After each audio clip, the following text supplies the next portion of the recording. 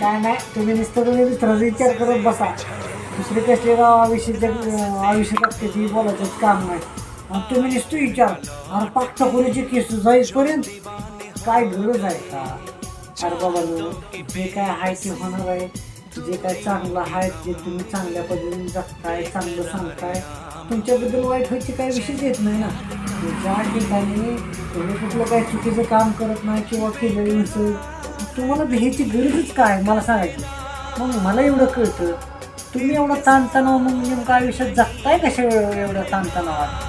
अरे फिर म्हणजे शिर कसलं राहणं फिरणं नसतं पाहिजे एकदम टाकाटक.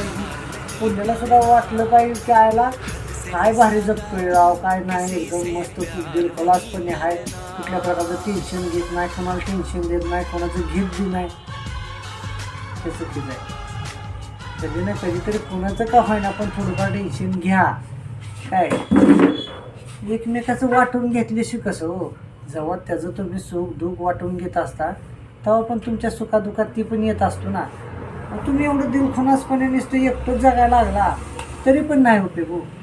म्हणजे कुणी बी तुमच्या जवळचा असू द्या, अगदी लांबचा असू द्या, तुमच्या जीवाला जीव देणारी माणसं जर मिळाले तुम्हाला, काय लागतं आयुष्य सुखकर बनायला? ह्याच गोष्टी असतात त्या. त्यासाठी ही गोष्ट ही जी मी म्हणतोय ती मला वाटतं खरं आहे.